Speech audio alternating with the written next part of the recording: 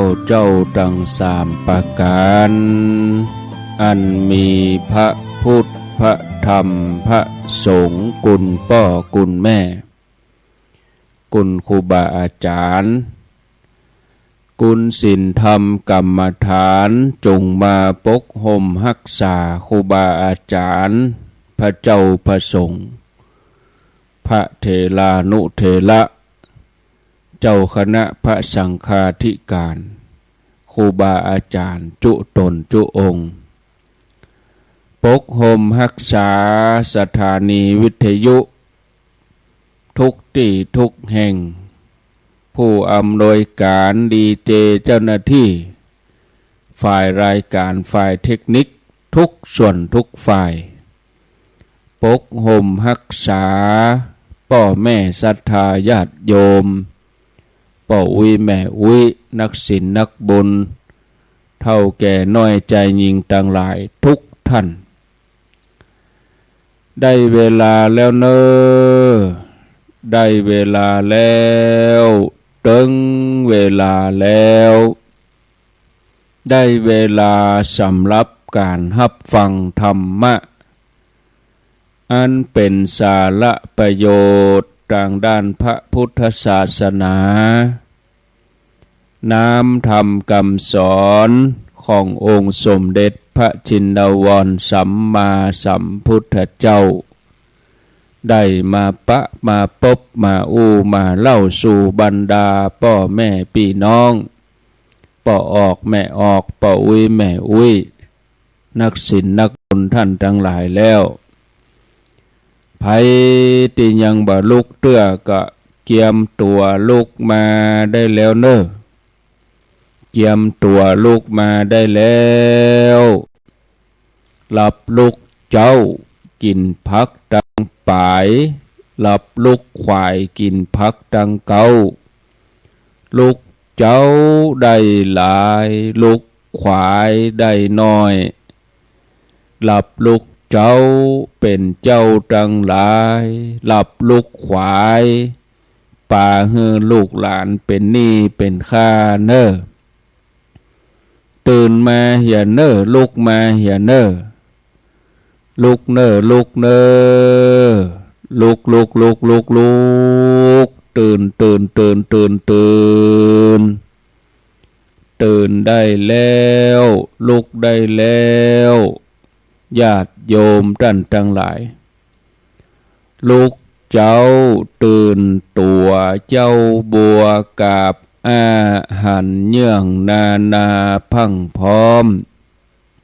ลุกควายบ่ตันหนตางกีดก้อมก้าตัวบ่ต้อมปุ่นอายจุงเก่งเข้าไว้อย่าไปหื้อขวายต่อหน้าสบายจำไว้เน้อเจ้าจำไว้เน้อเจ้า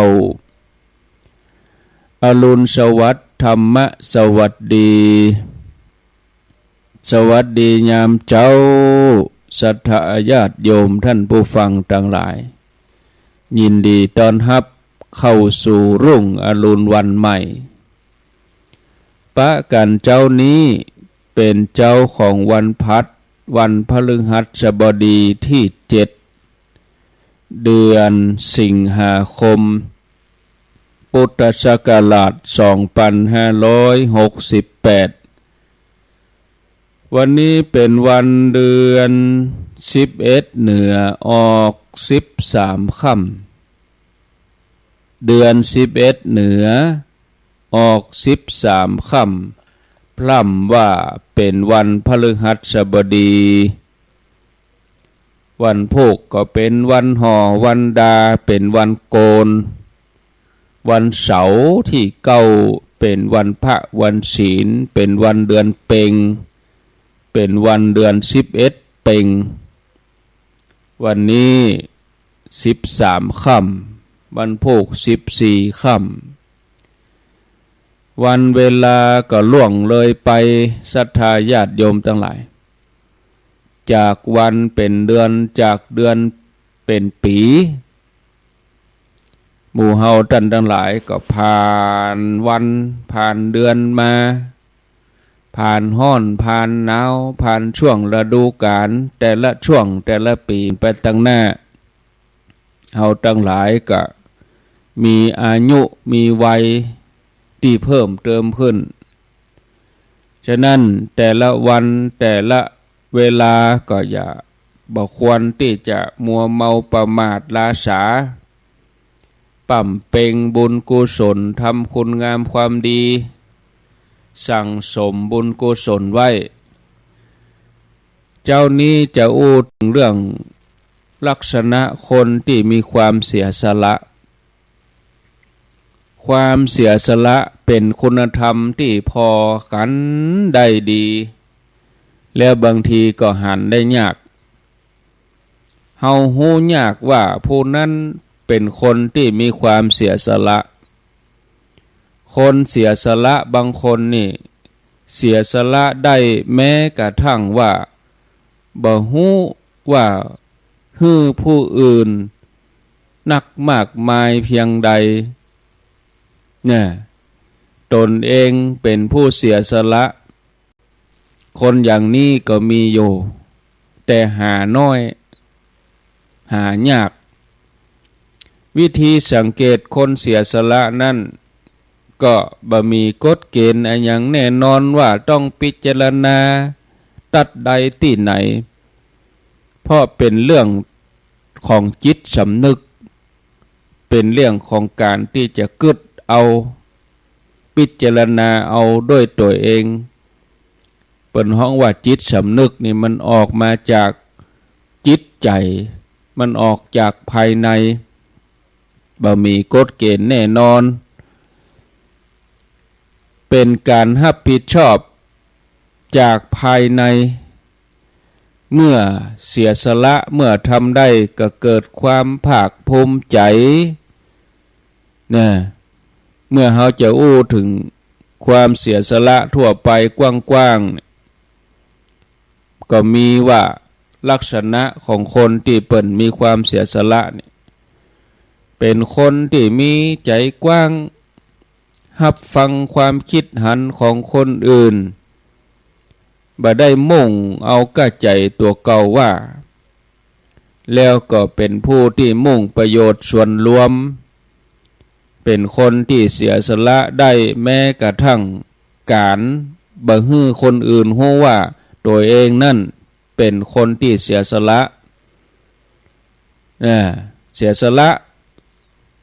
คนปิดทองหลังพระเสียสละอย่างอี้แต่บางคนเสียสละก็หวังจะได้ให้เปิ้นฮู้หวังจะได้ให้คนอื่นได้ยกย่องอันนี้ก็เสียสละบ่จริงเสียสละบ่แท้เสียสละแล้วก็ให้เปิ้นได้ยกย่องจะต้องได้รับเกียรติบัตรเวลาบ่ได้รับการยกย่องสรรเสริญบ่ได้รับเกียรติบัตรก็ละทิ้งความเสียสละนั้นเสียสละเพื่อจะเอาหน้าเอาตาเสียสละเพื่อจะได้มีเกียรติยศชื่อเสียงเสียสละเพื่อจะได้ลาภสักการะอันนี้ฮ้องว่าเสียสละบ่แท้มันเป็นของปลอมคนเสียสละคือคนอนุเคราะห์ช่วยเหลือเกื้อกูลผู้อื่นโดยที่บ่หวังผลตอบแทนบ่หวังว่าเมื่อทำประโยชน์ในเรื่องใดคนจะต้องรับรู้การกระทำของตัวเองบ่หวังว่าเมื่อทำไปแล้วตัวเองจะเป็นคนกว้างขวางมีชื่อมีเสียงมีคนฮักคนชอบมีคนเคารพนับถือบ่ได้หวังอย่างนี้ทำอย่างอี้สม่ำเสมอความเสียสละนี่เป็นพื้นฐานเป็นคุณธรรมในการพัฒนาหมู่คณะในการพัฒนาสังคมประเทศชาติบ้านเมืองของเฮาสังคมของมนุษย์จะดำรงอยู่ได้อย่างมั่นคงมีปกติผาสุกราบรื่นสังคมนั้นก็จะต้องตั้งอยู่บนพื้นฐานของคุณธรรมเหมือนตึกเหมือนบ้านที่หลังใหญ่หลังโตก็จะต้องตั้งอยู่ใน รากฐานที่มั่นคงรากฐานที่กว้างขวางคนที่จะตั้งอยู่ด้วยความสง่าผ่าเผยก็จะต้องมีรากฐานที่ดีรองรับคุณธรรมที่เป็นรากฐานเป็นพื้นฐานของสังคมก็มีหลายอย่างมีความเคารพมีความเสียสละมีสัจจะเมตตาสามัคคีในสังคมใดที่มีก็คนหันแก่ตัวเอาแต่ได้บ่ยอมเสียทำทุจริตกอบโกยช่อลาดบังหลวงสังคมนั้นก็ไปบ่รอดตั้งอยู่ได้บ่เมินแต่ถ้าสังคมใดมีการเสียสละช่วยเหลือเกื้อกูลเอื้อเฟื้อเสียสละทรัพย์เสียสละเวลาสละความสุขส่วนตัวเพื่อทำให้เกิดประโยชน์แก่สังคมในสังคมนั้นก็อยู่อย่างผาสุกบ่เดือดร้อนวุ่นวายศรัทธาญาติโยมท่านสาธุชนท่านทั้งหลายพระสัมมาสัมพุทธเจ้าของเฮาพระองค์เป็นครูของมนุษย์และเทวดาทั้งหลายพระองค์เป็นผู้ฮู้ผู้ตื่นผู้เบิกบานมีความเสียสละที่จะนำพาสัตวโลกข้ามพ้นวัฏสงสารเข้าถึงฝั่งพระนิพพานที่ความทุกข์ใดๆเข้าบ่ถึงมีแต่ความสงบจุ่มเย็นบ่มีทุกข์อันใดมาเจือปนแต่ว่ากลัวที่พระพุทธเจ้าของเฮานี่กลัวที่พระองค์จะบรรลุเป้าหมายสูงสุดนี่เปิ้นต้องเสียสละอย่างใหญ่หลวงปั่มเพ็งบารมียาวนานหลายแสนหลายกัปเนี่ยสั่งสมบารมีนับพบนับจาดบ่ถ้วนหมู่เฮาทั้งหลายในฐานะที่เป็นพุทธศาสนิกชนเฮาก็เอาตัวนี้มาดลใจในการที่จะสั่งสมคุณงามความดี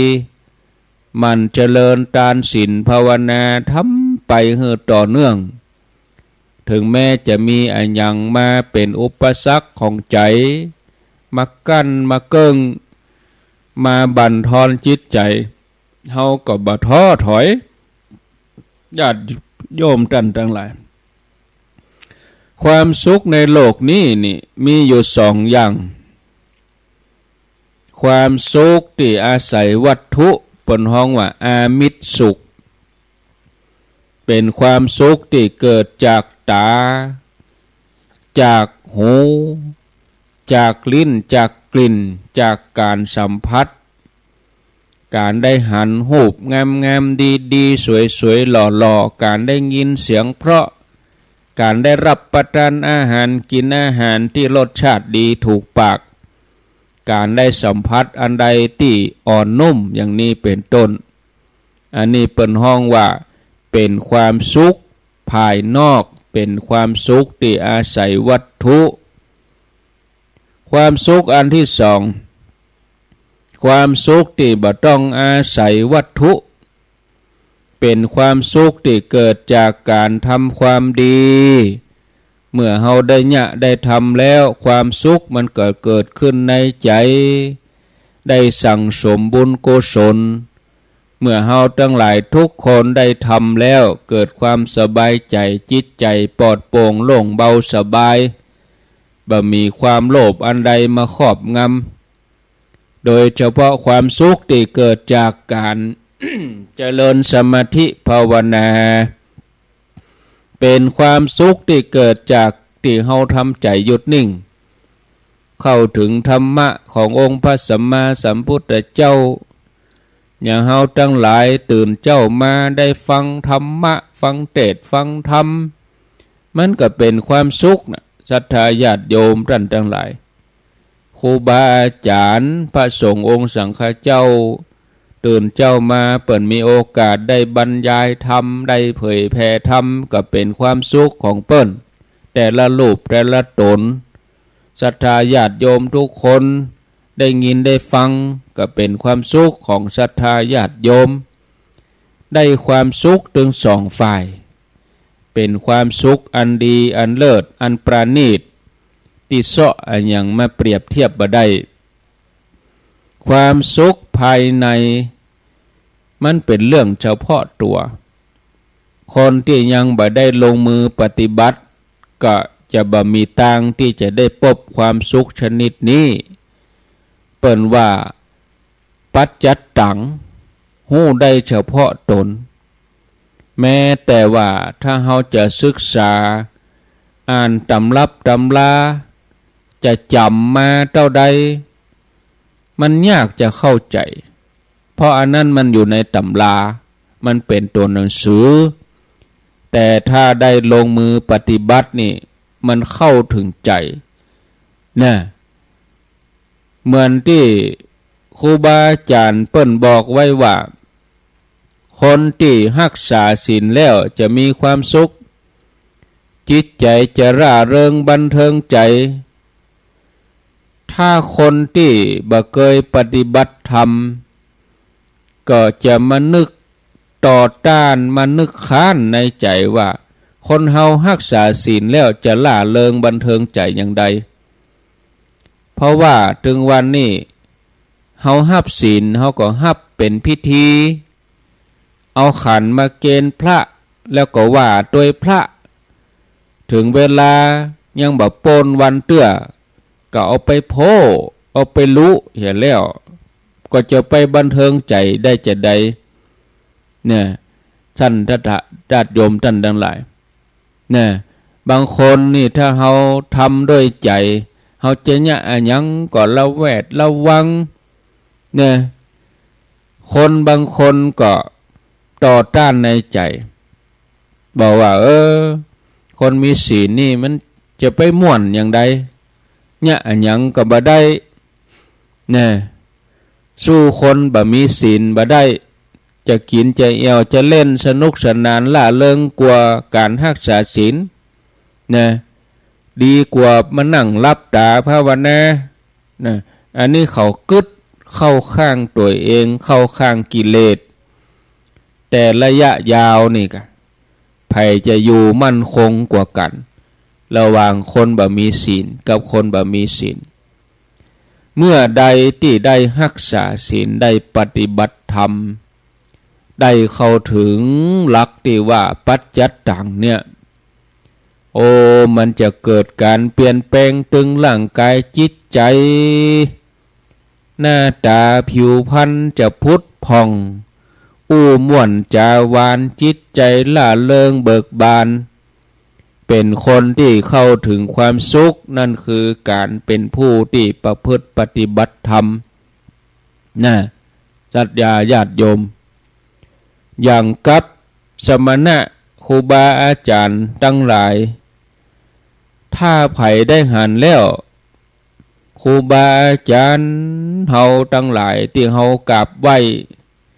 มีพระพุทธเจ้าเป็นต้นเป็นประธานมีสาวกมีอริยะเจ้าอย่างครูบาอาจารย์ที่เฮาพอจะนึกได้ครูบาศรีวิจัยครูบาขาวปีครูบา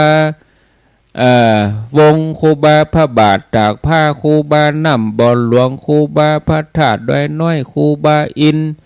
ครูบาคำตันหลวงปู่ทองเนี่ยหลายๆรูปเฮาทั้งหลายสังเกตเวลาเฮาได้ไหวได้สาเฮาได้ปะเพียงแค่เฮาได้หันหรือเฮาได้ยินน้ำทำคำสอนของเปิ้นเฮาก็เกิดแห่งบันดาลใจในการประพฤติปฏิบัติธรรมเกิดแห่งบันดาลใจในการที่จะอยากทำความดีอยากฮือตานเสียสละแบ่งปันรักษาศีลเจริญภาวนาครูบาอาจารย์นี่เป็นผู้ที่กระตุ้นให้เฮาทำความดี เมื่อเฮาลงมือทำเมื่อเฮาลงมือปฏิบัติอย่างที่เปิ้นแนะนำเฮาก็ได้รับความสุขก็คือจิตที่สงบสะอาดผ่องใสสมณะแปลว่าผู้สงบ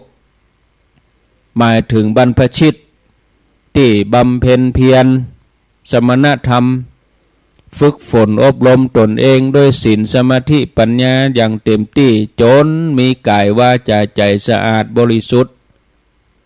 สงบสะอาดปราศจากอกุศลการที่เฮาได้หันครูบาอาจารย์ได้หันพระหันสมณะสมณานันจะทัศนังนี่เปิ้นห้องว่าโอ้มันก็เป็นอุดมมงคลอันหนึ่งเพราะเป็นต้นทางที่ทำมือเฮาได้ปั่มเป่งบารมีเมื่อเฮาได้เข้าหาได้สนทนาได้ฟังธรรมจากท่านเฮาก็รู้สึกว่าจิตใจมันดีมันมีความสุขเหมือนอย่างเรื่องของสมณเณรนิโครธสมณเณรนิโครธนี่เป็นผู้ที่จุดประกายความคิดให้พระเจ้าอโศกที่พระเจ้าอโศกนี่โหดเหมือนกันนะพระเจ้าอโศกนี่ฝ่ามือนี่จุ่มไปด้วยเลือดพระเจ้าอโศกนี่ปราบเมืองต่างๆไปล่าอาณานิคมนี่จะมอกพระเจ้าอเล็กซานเดอร์มหาราชจะมอกฮิตเลอร์นี่กะสวกดุแล้วก็โหดพระเจ้าอโศกนี่ก็ได้สมณเณรนิโครธเนี่ยทำให้จิตของพระเจ้าอโศกนั้นเปลี่ยนมานับถือพระพุทธศาสนายกย่องเชิดชูพระพุทธศาสนาจนเจริญรุ่งเรืองอย่างที่บ่เคยปรากฏมาก่อนเรื่องราวของสมณเณรนิโครธเป็นอย่างใดก็ลองฟังกันพอเพื่อจะว่าเป็นแห่งจูงใจให้กับหลายๆท่านหลายๆคนสมณเณรนิโครธนี่เป็นเหล่ากอของสมณะก็หลังพุทธปรินิพพานประมาณ300 ปีหลังจากที่องค์พระสัมมาสัมพุทธเจ้าพระองค์ปรินิพพานไปพ.ศ. 300นะครับพระองค์ปรินิพพานไปก็นับพ.ศ. 1อันนี้พ.ศ. 300หลังจากที่พระเจ้าอโศกมหาราชพระองค์ได้เลิกทำสงครามก็พิจารณาหาความสงบพระทัยเดิมทีนี่พระองค์นับถือลัทธินอกศาสนาอยู่3 ปีได้ทำบุญได้ถวายภัตตาหารแก่นักบวชในลัทธิต่างๆหลายปีหลายแสนคนบอกกองเข้าสู่ปีที่4พระเจ้าอโศกมหาราชก็หันมานับถือเลื่อมใสพระพุทธศาสนาโดยมีแรงจูงใจจากสามเณรตัวหนึ่งชื่อว่าสามเณรนิโครธเป็นผู้จุดประกายความคิดเป็นผู้จุดชนวนให้พระเจ้าอโศกนั้นได้มาศรัทธาพระพุทธศาสนาเรื่องราวสืบเนื่องจากพระเจ้าพินทุสารพญาเจ้าเมืองพินทุสารนี่เป็นพระราชบิดาของพระเจ้าอโศกมหาราชที่นับถือลัทธิพราหมณ์พระองค์ก็ได้ตั้งนิตยพัฒน์ให้หมู่พราหมณ์ชีปะขาวปริภาชกประมาณ160,000 คนพระเจ้าอโศกก็ดำเนินตามพระราชบิดามีการได้อุปถัมภ์มีการได้ตั้งนิตยพัฒน์ให้กับพราหมณ์ให้กับชีปะขาวให้กับปริภาชกจำนวนตามที่พระบิดาได้ดำเนินมาวันหนึ่งพระเจ้าอโศกได้ประทับยืนอยู่ที่ระหว่างสีหบัญชรก็คือป่องหน้าต่างเวลาที่พระองค์จะทอดพระเนตรพอนอกเมืองเพื่อก็ไป ยืนพอตีสีหบัญชรนั่นก็ทอดพระเนตรหันหมู่พราหมณ์กำลังบริโภคอาหารโดยมารยาทที่ห่างเหินจากความสงบเรียบร้อยหมู่บรรดานักบวชนอกศาสนาปริพาชกบ่มีการสำรวมอินทรีย์คงจะไม่ได้รับการฝึกกิริยามารยาทพระเจ้าอโศกก็ดำริว่าการที่เฮาใคร่ครวญเหี่ยก่อนแล้วก็ฮือตานนี้คงจะเหมาะสมคงจะเปิงกวนเมื่อพระองค์ดำริอย่างนี้แล้วก็ตรัสฮืออามาตย์ทั้งหลายว่าหมู่อามาตย์ทั้งหลายฮือท่านนำสมณะพราหมณ์ที่เกิดว่าฝึกตัวมาดีมีความสำรวมบ่ได้วุ่นวายอย่างอี้คัดเลือกเหี่ยก่อนแล้วก็เอาเข้ามาในวังเฮาจะตานกับผู้ที่สำรวมเฮาจะตานกับผู้ที่เป็นเนื้อนาบุญแท้ๆหมู่บรรดาเสนาอามาตย์ก็ไปบอกไปกล่าวนักบวชนอกศาสนาชีปะขาวปริพาชกอาชีวะนิครนแต่ละสำนักมาหับภัตตาหารเพราะเข้าใจว่าเขาเหล่านั้นเป็นพระอรหันต์เป็นผู้ประเสริฐเป็นผู้ที่หมดกิเลสหมู่นักบวชทั้งหลายที่มารับอาหารบางหมู่ก็นั่งบนตังบางหมู่ก็นั่งบนแผ่นกระดานแล้วก็บัดสำรวมระวังตั้งลุ่มห้อยตรงยงตังหยังเมากินปกแข่งปกขานั่งบนโต๊ะบนตังนุ่งผ้าบะเรียบร้อยบะมีอาจละตีหน้าเลื่อมใสพระเจ้าอโศกทอดพระเนตรหันกิริยาอาการของบรรดานักบวชเหล่านั้นอันนี้บัดใจล่ะพระองค์ก็ทราบโดยพระองค์เองว่านักบวชเหล่านี้บ่มีสาระแก่นสารอันใดแม้กระทั่งมารับภัตตาหารก็ยังส่งเสียงวุ่นวายกินบัดสำรวมแล้วบัดเจ้าแต่นั้นก็นั่งบัดสำรวมเนี่ยพระองค์ก็ส่งกลับไปมีอยู่วันหนึ่งพระเจ้าอโศกยืนอยู่ที่สีหบัญชรก็ทอดพระเนตรหันสมณเณรนิโครธที่ฝึกตัวเองมาดีมีอินทรีย์อันสงบสมณเณรนี่เรียบร้อยโดยอิริยาบถกำลังเดินผ่านที่ลานหลวงพอดีสมณเณรนิโครธนี่ก็บ่ใช่ไผที่ไหนเป็นลานของพระเจ้าอโศกนั่นแม่ของสมณเณรก็คือเป็นอดีตน้องไปของพระเจ้าอโศกสมณเณรนี่มีกษัตริย์เป็นหลานซึ่งพระเจ้าอโศกเคยประหารชีวิตพี่น้องห่วมต้องกันนะแต่น้องไปคนนี้สามารถลบหนีไปอยู่กับคนจันทานนอกเมืองแต่ขณะนั้นตั้งครรภ์แก่ก็กำเนิดลูกบ่าวชื่อว่านิโครธเจ้าบ้านก็ยกย่องฮือเกียรติดูแลพระนางเป็นอย่างดีเคารพนับถือเหมือนมหาเทวีพระนางก็ตั้งใจเลี้ยงดูสามเณรเป็นอย่างดีพระโอรสนี่เติบใหญ่ขึ้นมาอายุ7 ขวบเนี่ยพระอรหันต์รูปหนึ่งชื่อว่ามหาวรุณก็ไปหับบวชใช้เวลาว่าเพียงแต่ว่าปงผมหรือว่าขูดผมตัวอันสามเณรนี่บรรลุอรหันต์ทันทีนะขูดหัวก็บรรลุอรหันต์เลยนะญาติโยมเนนนี่โคตรนี่เป็นอรหันต์คณะที่โกนหัวนะวันหนึ่งสามเณรนี่โคตรนี่ก็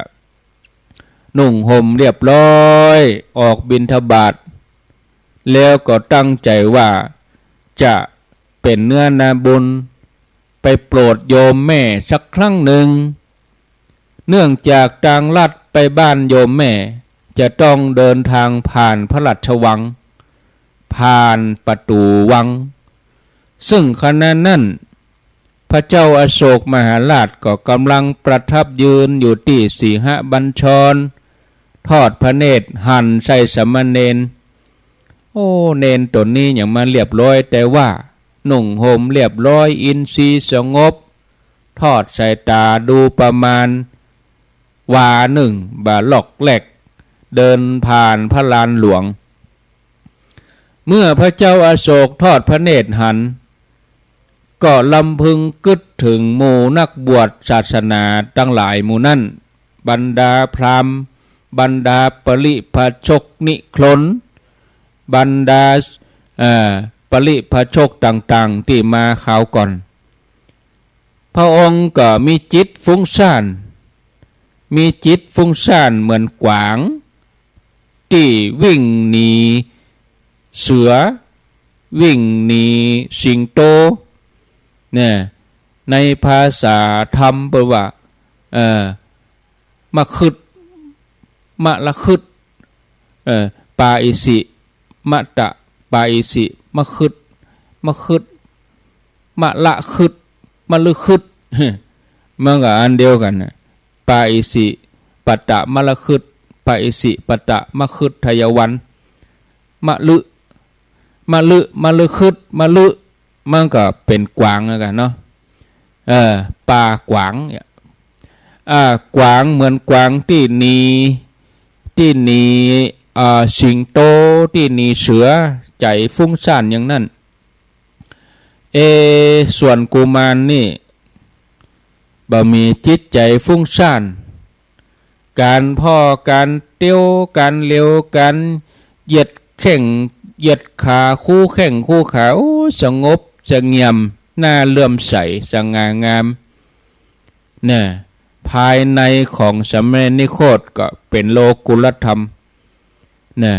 เมื่อพระเจ้าอโศกเพ่งพินิจพิจารณาดูกิริยาอาการก็บังเกิดความเลื่อมใสในสมณเณรก็รับสั่งบอกให้อมาตย์ไปนิมนต์เณรเข้ามาในพระราชวังด้วยความเลื่อมใสเลี้ยวบัดตันใจพระเจ้าอโศกก็ส่งอมาตย์ชุดใหม่ไปโดยที่รับสั่งว่าข้าใจเห่งนำสมณเณรรูปนั้นมาโดยเร็วสมณเณรเพิ่งก็เดินตามปกติของเพิ่นเดินอย่างองอาจสง่างามเมื่อสมณเณรมาถึงแล้วสมณเณรก็ยกใจพระเจ้าอโศกคือหันมาเลื่อมใสพระพุทธศาสนาเนี่ยท่านผู้ฟังญาติโยมสมณเณร นี่โคตรนี่ยกใจพระเจ้าอโศกคือว่าสมณเณรนี่เปิ้นมีความตั้งอกตั้งใจศึกษาวิชาความรู้บุญเก่าเปิ้นก็มีเนี่ยศรัทธาญาติโยมพญาเจ้าเมืองพระเจ้าอโศกก็ใครรู้ว่าสมณเณรจะเป็นที่หู้จักที่ควรนั่งอันใดบ่ควรนั่งก็ลองใจพอพระเจ้าอโศกก็เจือเจิญนิมนต์ให้ตั้นนั่งตั้นก็หู้ว่าอันใดควรบ่ควรสมณเณรก็พอสถานที่อันเหมาะสมแล้วก็เกิดว่าในที่นี้บ่มีภิกษุรูปอื่นก็เลยเดินเข้าไปใกล้บัลลังก์ยกเสวตฉัตรกั้นไว้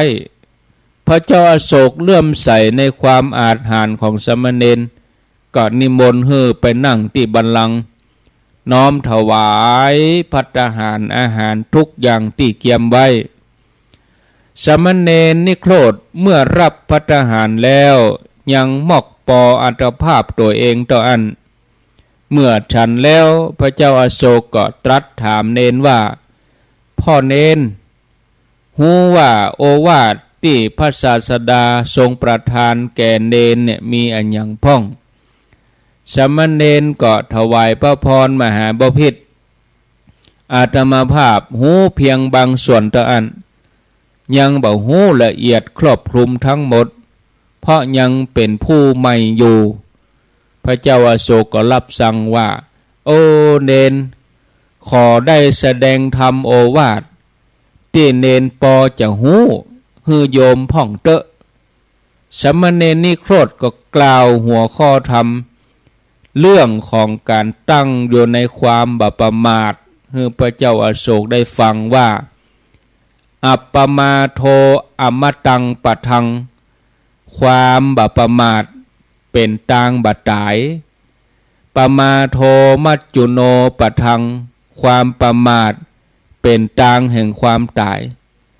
จากนั้นสามเณรก็บรรยายโดยน้ำเสียงไพเราะอันนี้ขนาดถ่อมตัวว่ามีความหูน้อยแต่การเทศน์ของสามเณรนิโครธนี้ยอดเยี่ยมทั้งเบื้องต้นท่ามกลางเบื้องปลายที่สุดจนพระเจ้าอโศกพอใจฟังแล้วก็ปลื้มปีติก็รับสั่งว่าโอ้พ่อเนนโยมขอปูจากันเทศน์ด้วยการถวายภัตตาหารให้ประจำแก่เนนวันละ8 สำรับสามเณรก็ถวายพระพรว่ามหาบพิตรอาตมาจะถวายภัตตาหารเหล่านี้ให้แก่อุปัชฌาย์พระเจ้าอโศกก็ตรัสถามว่าโอ้เนนยังมีอาจารย์อยู่กะยังมีอุปัชฌาย์แห่งอยู่กะอาจารย์อุปัชฌาย์ของเนนเป็นไผสามเณรก็ว่ามหาบพิตรผู้ที่หันโทษน้อยใหญ่ผู้ที่คอยตักเตือนแล้วก็ฮือระลึกนึกบ่ฮือทำบาปอกุศล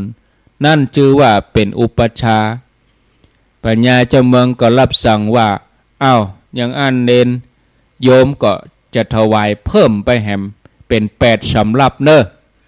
สามเณรก็ถวายพระพรโอ้มหาบพิตร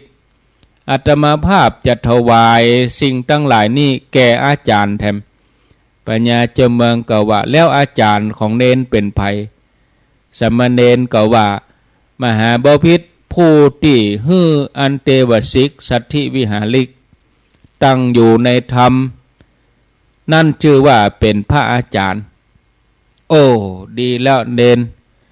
โยมก็มีศรัทธาอันก็จะถวายเพิ่มเข้าไปแถมเพื่อให้เนนเอาไปให้อาจารย์ให้อุปัชฌาย์สามเณรนี่เป็นคนฮักในการให้ทานเป็นชีวิตจิตใจอยู่แล้วก็ถวายพระพรว่ามหาบพิตรอันอาตมาจะเอาภัตตาหารโมนี่ถวายให้แก่หมู่สงฆ์พญาเจ้าเมืองพระเจ้าอาโศกก็สงสัยในกรรมที่สามเณรมากล่าวว่าเนนผู้ที่ชื่อว่าสงฆ์เป็นบุคคลอย่างใดสามเณรก็บอกว่ามหาบพิตรอุปสมบทของอาจารย์ก็ดีอุปชฌาย์ของอาตมาภาพก็ดีในการบรรพชาก็อาศัยภิกษุอาศัยหมู่สงฆ์นี่พญาเจ้าเมืองก็ปอพระไทยปอใจหับสั่งว่าอย่างอันโยมก็จะถวายเพิ่มเข้าไปเพื่อหมู่สงฆ์แถมสามเณรก็อนุโมทนากับพระเจ้าอโศกตกเมื่อเจ้าสามเณรก็ได้นิมนต์อาราธนาภิกษุ32 รูปเข้าไปในพระราชวังเพื่อไปรับภัตตาหารจากพระเจ้าอโศกพญาเจ้าเมืองพระเจ้าอโศกหันสงฆ์ทั้งหลายเลื่อมใสทันทีนิมนต์เพิ่มมาแถม32 ตนถวายภัตตาหารในพระราชวังจากนั้นก็นิมนต์เพิ่มขึ้นทุกวันจาก32มาเป็น64จาก64มาเป็น128จาก128มาเป็น256เพิ่มไปเกิดปีติในมหาทานพระเจ้าอโศกได้ถวายให้กับพระสงฆ์ฝ่ายสามเณรนิโครธก็แนะนำให้พญาเจ้าเมืองเหล่าอามาตย์ทั้งหลายตั้งอยู่ในไตรสรณคมสมทานศีลฟังเทศฟังธรรมแนะนำให้การเจริญภาวนาทำอย่างอยู่ตลอดในพระราชวังเป็นประจำเมื่อสามเณรอายุครบ 20 ปีก็ได้บวชเป็นพระเป็นสมณะที่แท้จริงท่านผู้ฟังทั้งหลายเฮาจะหันว่าอานุภาพของสมณเณรอานุภาพของสมณะสามารถที่จะเปลี่ยนแปลงจิตใจให้คนมาเลื่อมใสได้คนดีความดีถ้าว่าไปอยู่ที่ไหนย่อมทำให้สถานที่นั่นดีสถานที่นั่นมีความสุขแบบเพียงแต่ตัวอีเรื่องของคุณงามความดีเรื่องของชีวิตของคนดียังสามารถเป็นแห่งบันดาลใจให้คนอื่นได้ทำความดีต่อไปแถมนะอย่างหมู่เฮาเจ้าข้าสัตว์อาทั้งหลายเนี่ยนะเฮาได้ประพฤติปฏิบัติเป็นต้นแบบให้คนอื่นได้หันได้ฮู้เปิ้นก็อยากจะทำความดีเหมือนอย่างที่เฮาทั้งหลายได้ทำกันนี่เนาะเอาแล้วศรัทธาพอเวลาแล้วก็เหลือแถม 7-8 นาทีก็หันว่าพอสมควรแก่เวลาป้าตลอดสัปดาห์นี้ใจเสียงเงาใจเสียงนักวันก่อนก็บรรยายอบรมไปงานเขาดำพ่องงานธรรมสัญจรพ่องแต่ว่าวันซืนกับวันค่ำแต่คืนก็เลี้ยวปดกแม่เจ้านี่ก็มาต่อแถมศรัทธาญาติโยมก็ฟังกันไปรายการต่อไปก็เป็นรายการของตุลุงดอยหลวงปู่พระครูปฏิภาณธรรมทินวัดอรัญญวิเวกคีรีพระธาตุม่อนจอมพอเวียงป่าเป้าหลวงปู่จะมาต่ออาตมา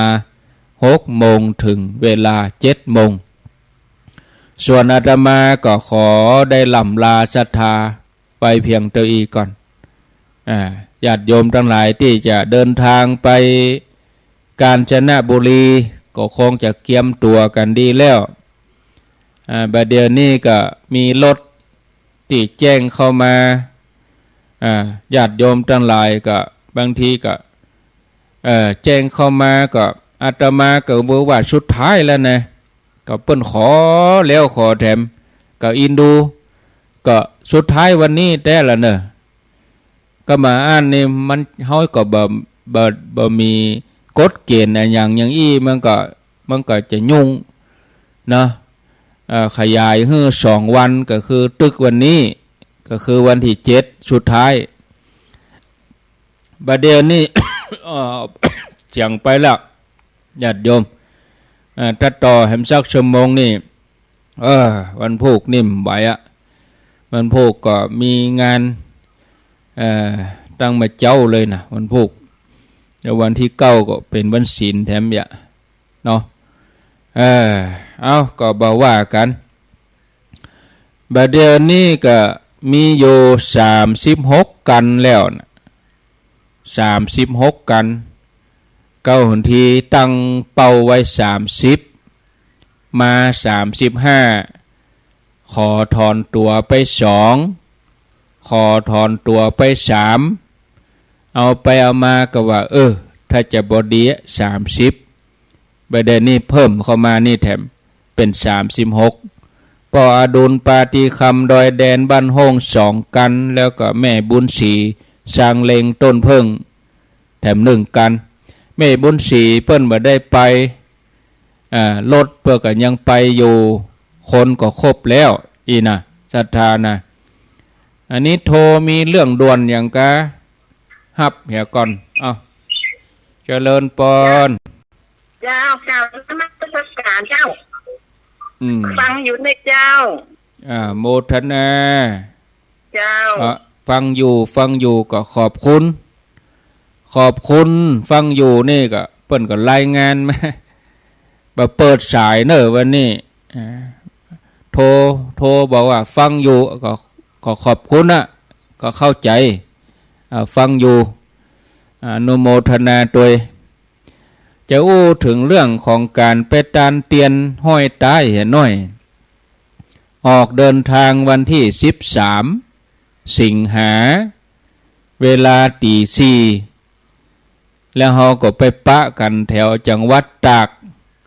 อาตมาเขาบ่ไปถนนเอเชียเนิดบ่ไปถนนหมายเลข1นะอาตมาเขาจะออกตังลี่ตังเถินนี่นะเพราะว่ามันย่นระยะต่างไปจัดหนักประมาณ50กิโลอาตมาจะออกตังลี่ตังเถินเพ่ส่วนไผจะไปเส้นทางใดก็ตามใจเฮาก็ไปปะกันปุ้นแถวตากปุ้นคะแนนติดตามกันตั้งลายนัดหมายกันตั้งลายถ้าเฮาจะเอาวิทยุมาอู้รายละเอียดปีกย่อยคนที่เปิ้นบ่ได้ไปก็มีเปิ้นก็จะตำหนิหมู่เฮาไปเพียงแค่300กว่าคนรถ36กันเนี่ยเฮาไปเฮาก็ประเด็นนี้คนไปบอกว่าจะเป็นหัวหน้าทีมบอกว่าจะเป็นคนขับรถก็มาอยู่ในกลุ่มไลน์นี่หมดแล้วรายละเอียดอันหยังอาตมาก็แจ้งในไลน์หั่นหมดแล้วแต่ถ้าเฮามาอู้ในวิทยุมันก็เสียเวลาสถานีเปิ้นอันนี้คือเข้าใจกันเป็นที่ฮู้ที่ทราบกันเนาะญาติโยมเนาะเฮาบ่เอามาอู้รายละเอียดในสถานีละมันเปลืองเวลาเปิ้นสถานีเปิ้นเวลาเปิ้นมีคุณค่าเฮาจะเอาเรื่องเฉพาะไปแตนเตียนเฉพาะกลุ่มหมู่เฮามาอู้ใจเวลาไปเป็น20นาทีโอ้มันก็ค่อยแก่ค่อยเกินไปก็ช่วงเวลาสถานีก็อยากจะให้ญาติโยมได้ฟังธรรมะนักๆเก็บเกี่ยวธรรมะนักๆเพราะเวลาเฮามีน้อยอย่างประเดี๋ยวเนี่ยชั่วโมงกำเดียวหมดละเนี่ยมันกำเดียวต่ออันแต่เฮาไปสารวนกับเรื่องไปตานเตียนเฮาเอารายละเอียดไปอู้กันตั้งลายไปติดตามกันหั่นมันเป็นตัวหนังสือไปอ่านไปพิจารณากันตรงนั้นจะดีกว่าแต่ถ้าเอามาอู้ในวิทยุนี่มันกินเกินเวลาเพิ่นเนาะเอาลาไปก่อนฟังหลวงปู่ต่อตุลุงดอยพระครูปฏิภาณธรรมทินป้าอาตมาทำไมก็คงจะเป็นวันพุธแต่เป็นช่วง6โมงถึง7โมงตี 5ถึง6โมงก็ฟังท่านพระครูชลทานพิทักษ์เหมือนเดิม6โมงถึง7โมงอาตมาจะมาปะศรัทธาขอเวลาท่านอาจารย์ไมตรีไว้แล้วเป็นวันเสาร์นั่นก็จะมาเข้ารายการให้ได้ก็แล้วกันวันศีลนั่นจะเข้าตี 5ถึง6โมงเนาะเอาตัวอีกกันอายุวันโนสุขังปลัง